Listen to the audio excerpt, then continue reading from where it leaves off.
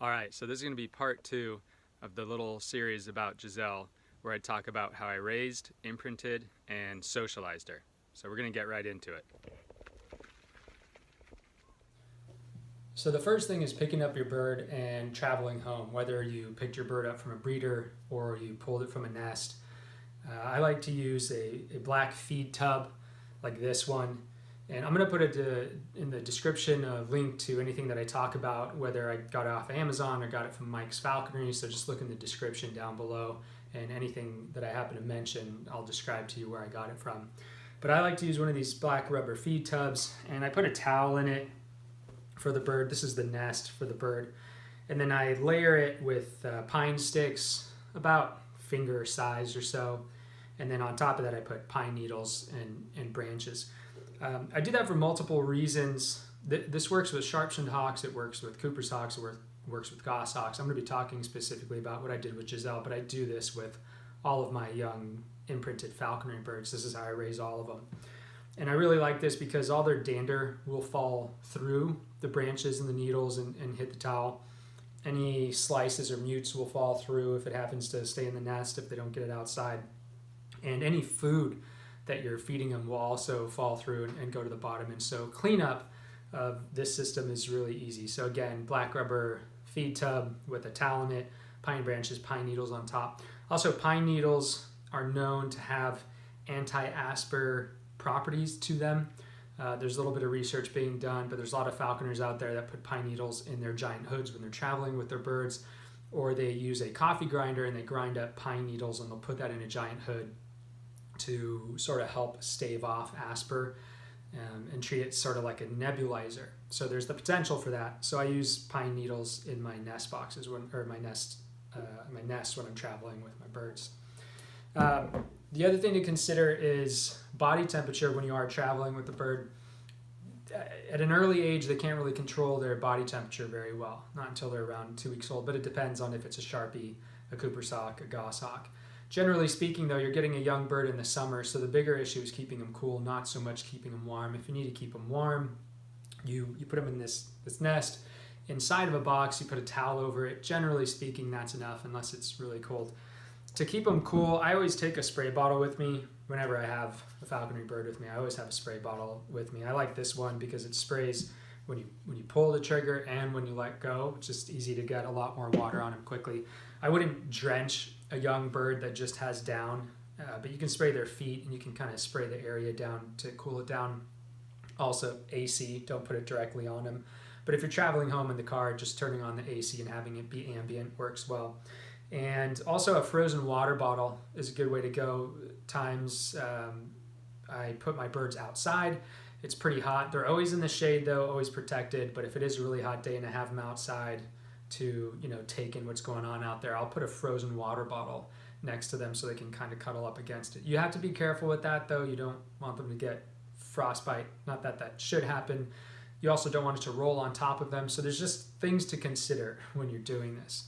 The other thing is food. I always feed my young falconry birds cut up mice, quail, or rat that I get from a breeder. And I have, when I raised a Sharpie, I was catching English house sparrows, and I always defeather and gut whatever I'm cutting up for my birds, but I leave the organs in, which is important. And I also leave the bones in to the best of my ability. With a Cooper's hawk and a goshawk, it's a little easier. You just cut it into tiny pieces if it's mouse, rat, or quail.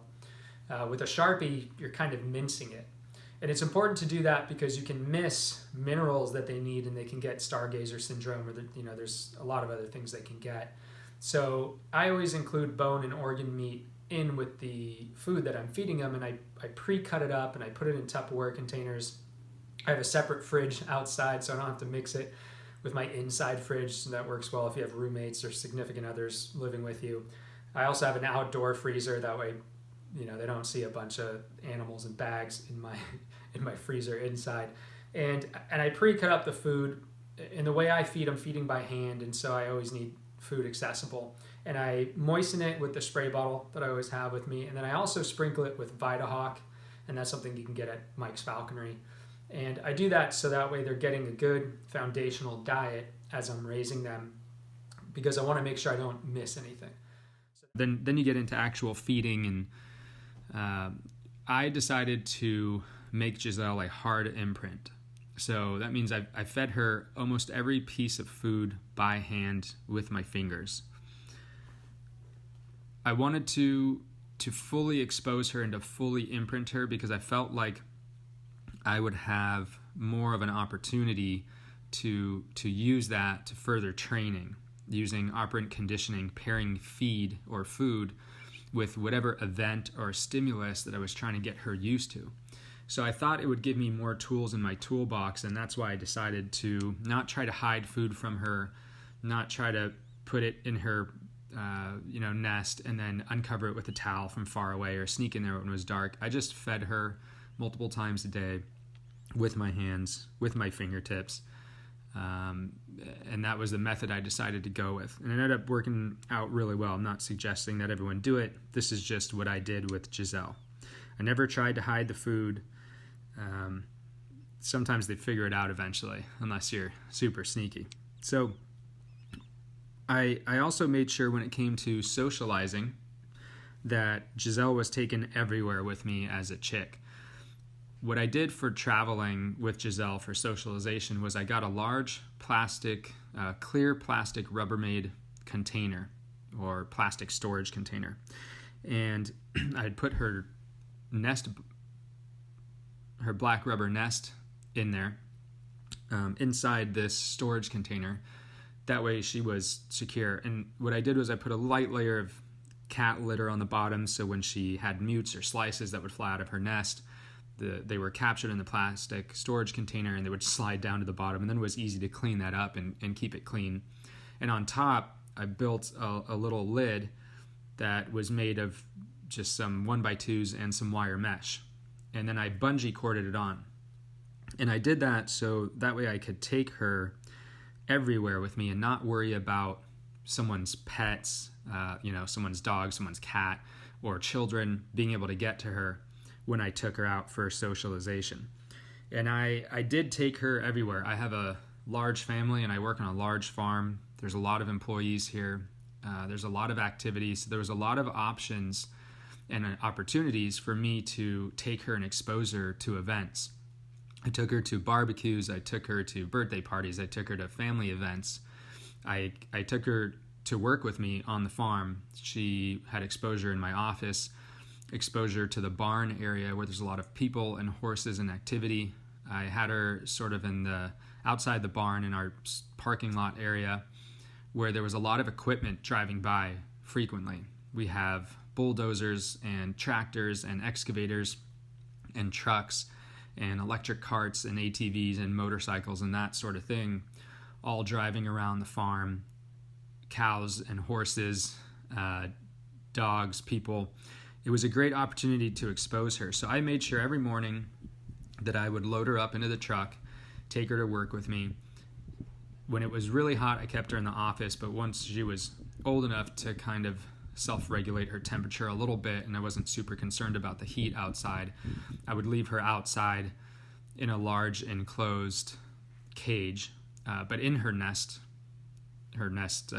tub, and that way she could get exposure to horses walking by, people walking by, equipment driving by. And I would also pair a lot of her feedings with these events, with these stimuli, to keep any fear that may come from that down. And having her in this clear plastic storage container, I was able to leave it on the ground quite frequently, and that allowed a lot of people to stand over her and a lot of things to be over her. And that's often an issue in falconry when your bird is on a kill and people are standing over them. They feel protective of the kill and they'll try to carry it. And I didn't really deal with that with Giselle, and this was part of the reason why, is because I did expose her to a lot of people standing over her, and I didn't feel like she was in danger because she was secure in this plastic container, this storage container, or this clear Rubbermaid tub. So it allowed me to have a little more flexibility with that and expose her to more things. You don't have to expose them to every single thing out there if they're never going to experience it in their adult life. So if you don't have barbecues and you're not around people frequently and you're not around equipment and you're not going to be hunting around horses or cows, then exposure to those things aren't necessarily needed. It's better to expose your young chick to things that they're going to be exposed to later on in life so they can get used to that, so they're comfortable with that. That's sort of the whole idea of imprinting, is to reduce future fear and make them comfortable in the living situation so you can fly them more robustly and have a bird with more personality and have a better relationship with them than if you were to trap a bird that was already flying and hunting. So one thing I didn't do is I didn't expose her to too many dogs because I don't have a hunting dog, and I didn't want her to not be afraid of dogs, actually. Where I hunt, there are oftentimes people jogging with their dogs, or there are people with pets in the area, and I didn't want her to go up to a dog. I wanted her, if she was on the ground and a dog came over, to run away. I also hunt in an area where there's a lot of coyotes and it's very thick brush, and I didn't want her to catch a rabbit and see a coyote coming towards her and just try to hold on to the rabbit. I want her to fly away if she is on the ground and she sees a coyote or a dog coming towards her. I didn't want to risk that. If you have a hunting dog, that's a different story. You want the dog around as much as possible to really expose your chick to the dog. If you are going to be hooding, it's another good opportunity to expose them to the hood. There's a lot of information on that. I avoided it. My hooding skills aren't amazing, and I didn't want to create any opportunity for fear. Fear is the enemy. Fear is definitely bad when you're raising a chick. You want to avoid fear at all times. So I didn't want to expose her to wearing a hood and have the potential fear of my hands later on in the future, because I didn't do the hood training right. So that was just a personal choice. I just used a giant hood for all my birds, and I kept the hood out of it. But if you are purchasing a hood, it's good to have a couple hood sizes and get them used to it. Again, you can go on Mike's Falconry. It's also good to have a hood protector as you're in the hunting field. If you're going to be using a hood later, you can find that there also. At some point, you will want to start weighing your chick, but you want to be careful not to pick them up, because picking them up can initiate a fear response of them falling out of a nest, and that is a young chick's biggest fear, is falling out of the nest. And if you pick them up and you're not supporting them correctly, and you don't have their legs underneath them and on top of your hand, and they don't feel really secure, you will cause a huge fear response. And then in the future, they could potentially link that fear to your hands and your presence. So you want to be very, very careful to avoid any kind of fear cackling, fear screaming. If that's happening, then something is going wrong. So it's best not to handle them too much by picking them up bodily. Petting them and touching them and exposure to that and touching their feet, all that is fine for the future, and you do want to prep them for that. But I never pick up my young imprint birds for falconry. I always move them in the nest. So if I want to move her somewhere, I move the nest tub. When they get to the point where they're starting to become mobile and they move out of the nest on their own, I always sort of shoo them back into the nest, and then I move them. I never pick them up until they get to the point where they're really in the brancher stage and they can stand on your hand comfortably and they're not too wobbly and they're not afraid of falling. At that point, you can start doing that, where you have them step up on your hand and then you can move them. But I don't start that too early, because I don't want to create that fear response. That's the most important thing. And at some point, again, you will want to start weighing them. It's good to get a scale. I usually use a gram scale because that allows me to be very concise, very specific, very detailed in my weight management. And that's another thing you can get on Mike's Falconry. So that's it for now.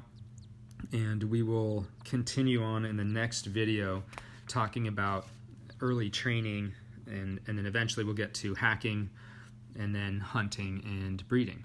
Thanks for watching.